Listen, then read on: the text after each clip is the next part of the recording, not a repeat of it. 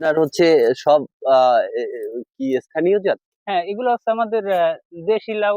আমরা ওই মানে চারা বিক্রি করি তো যার জন্য আমরা নিজেরা আ ভালো জাতের যেগুলো লাউ হয় ওইগুলা রাইখে দিই।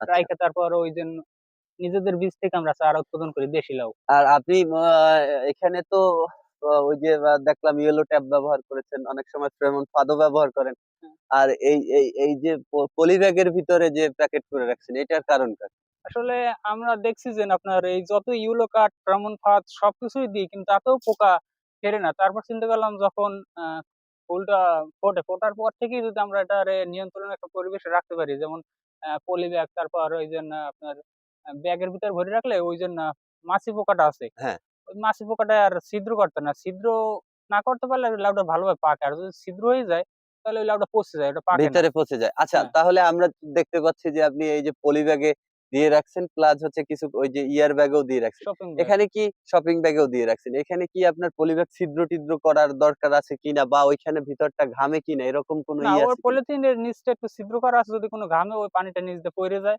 প্লাস আপনার এই লাউটা একটু যদি শক্ত হয় তখন পলিটা খুলে ফেলা। মানে কচি অবস্থায় এটা বেশি মানে আলায়। এটা আপনি বীজ রাখার ক্ষেত্রে এইটা বড় করতে চাচ্ছেন এবং হচ্ছে আপনার এই পদ্ধতিটা অবলম্বন করতেছেন। হ্যাঁ, এটা মানে কি আপনি লাউ বিক্রির ক্ষেত্রেও কি এটা করা সম্ভব হয় কিনা? বা হ্যাঁ, আপনি অবশ্যই করা সম্ভব। যদি আপনি বেশি পোকার আক্রমণ হয় তো ওই ক্ষেত্রে আপনার যখন ফুলটা ফোটে, হুম, ফোটার পরপরই আপনি পরাগায়ন হয়ে গেলে জি। আপনি যদি এটাকে পলি ব্যাগ বা এই যে শপিং ব্যাগ আছে এর ভিতরে ভরে রাখলে এ ধরনের আর সমস্যা হবে না। তাহলে ফ্রেশ লাউ আপনি পাবেন।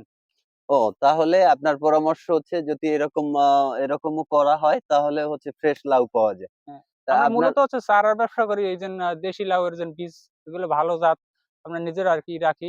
এ দিয়ে যেগুলো বড় লাউ হবে ওইগুলো রাইখা দেব, আর ছোটগুলো কাইটে ফেলাই দেব। ও আচ্ছা, আচ্ছা।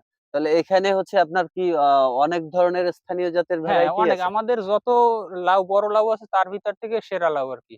সেরার সেরা আরকি সেরাটা এবং রাখতেছি। আপনার হচ্ছে এইখান থেকে বীজ রাখার পরে আপনারা পরবর্তী বছর যেখানে বিক্রি করেন বা নিজেরা লাগান, সেক্ষেত্রে কি গুণগত মান ঠিক থাকে বা হ্যাঁ, ফলন ঠিক মান থাকে? অবশ্যই ঠিক তাই। আবার বীজ রাখার ক্ষেত্রে কিছু আ মানে সতর্কতা অবলম্বন করতে হয়। ভালো জাতের জন্য আপনার যেমন আমরা মাঝখানের বীজটা রাখি, ২ পাশের বীজটা রাখি না। এই ধরনের কিছু পরিপুষ্ট দানাটা পরিপুষ্ট রাখেন। দানাটা রাখি আমরা। ও আচ্ছা, আচ্ছা। ঠিক আছে, ধন্যবাদ।